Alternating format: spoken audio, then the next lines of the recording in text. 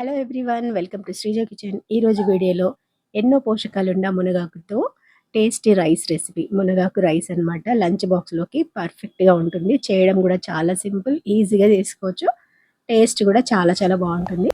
ఈ రైస్ కోసం ముందుగా ఇట్లా పొడిని ప్రిపేర్ చేసుకోవాలి. దానికోసం స్టవ్ పైన కడాయి పెట్టేసుకొని ఆయిల్ వేసుకొని ఒక 2 టేబుల్ స్పూన్స్ పల్లీలు, 1 టేబుల్ స్పూన్ ధనియాలు, జీలకర్ర కొంచెం వేసుకోవాలి. మినపప్పు కూడా 1 టేబుల్ స్పూన్ వేసుకోవాలి. నువ్వులు 1 టేబుల్ స్పూన్ వేసేసుకోవాలి. ఎండుమిర్చి కొన్ని వేసుకుంటే సరిపోతుంది అనమాట. ఇవన్నీ మంచిగా వేయించాలి. వేగిన తర్వాత లాస్ట్లో కొంచెం ఎల్లిపాయలు కూడా వేసుకోవాలి. ఎల్లిపాయ వేసుకోవడం వల్ల ఫ్లేవర్ కూడా మంచిగా వస్తుంది అనమాట. హెల్త్కి కూడా చాలా మంచిది.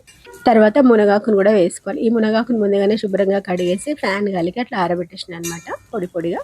సో చూసినా కదా, ఈ మునగాకును కూడా వేసేసుకొని మంచిగా వేయించాలన్నమాట. దాంట్లో అవన్నీ పప్పులు వేగినాయి కదా, దాంట్లో మనం మునగాకు కూడా వేసి అట్లా ఇంకా కొంచెం సేపు వేగించినామంటే మంచిగా దగ్గరకు అయిపోతుంది అనమాట, పొడి పొడిగా. చూసినా కదా, అట్లా మంచిగా వేయించేసుకొని ఇంకా ఇది చల్లారిన తర్వాత మనం గ్రైండ్ చేసుకోవాలన్నమాట. ఈ పొడి ప్రిపేర్ చేసి పెట్టుకుంటే మనం ఫ్రిడ్జ్లో పెట్టేసుకోవచ్చు, ఎక్కువ రోజులు ఉంటుంది. దీంట్లోకి ఇప్పుడే ఉప్పు వేసుకోవాలనుకుంటే వేసుకోవచ్చు, లేదా అన్నంలో కలిపినప్పుడు అన్నా వేసుకోవచ్చు అనమాట. సో ఇక్కడైతే చల్లగా అయిపోయింది, చూస్తున్నారు కదా.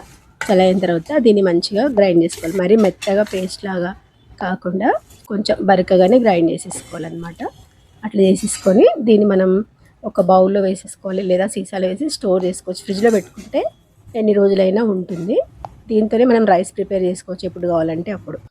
ఇప్పుడు మునగాకు రైస్ చేసుకోవడానికి స్టవ్ పైన కడాయి పెట్టేసుకొని దాంట్లోకి నెయ్యి వేసుకోవాలి. ఆవాలు, జీలకర్ర, పల్లీలు, కొంచెం మినపప్పు, శనగపప్పు, ఎండుమిర్చి, కరివేపాకు వేసేసుకోవాలి. కొంచెం ఎల్లిపాయ కూడా మళ్ళీ కొంచెం దంచేసేసుకోవాలి. పచ్చిమిర్చి, ఆనియన్ కూడా వేసేసుకోవాలి. తాలింపులోకి ఇవన్నీ వేసుకుంటేనే టేస్ట్ బాగుంటుంది అనమాట. సింపుల్గా కూడా చేసుకోవచ్చు అవన్నీ వేయకుండా, జస్ట్ ఆవాలు, జీలకర్ర వేసుకొని. తర్వాత అవి వేగిన తర్వాత చూస్తున్నారు కదా, మనకి మునగాకు పొడి ఎంత కావాలో అంత వేసుకోవాలి. ఫ్లేవర్ కోసం ఎక్కువ తక్కువ చేసుకోవచ్చు. ఆల్రెడీ సాల్ట్ వేసేసిన కదా, రైస్కి సరిపడానే వేసేస్తున్నాను అనమాట నేను. ఇప్పుడు వండుకున్న వేడివేడి అన్నంని దానిపైన వేసేసి ఒక 5 నిమిషాలు మూత పెట్టేయాలి. తర్వాత కలిపేసుకోవాలి. అంతే, మనకి మునగాకు రైస్ అయితే రెడీ అయిపోయింది.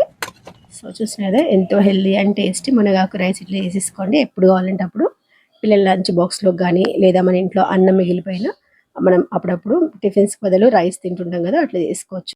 సో చూస్తున్నారు కదా, ఎంతో హెల్దీ అయిన మునగాకు రైస్ టేస్టీగా మనం ఇట్లా చేసేసుకోవచ్చు. వీడియో నచ్చితే తప్పకుండా ట్రై చేయండి అండ్ లైక్ చేసి షేర్ చేసేయండి. ఫస్ట్ టైం నా ఛానల్ చూస్తే కనుక సబ్స్క్రైబ్ చేసుకోండి. Thanks for watching. Bye bye.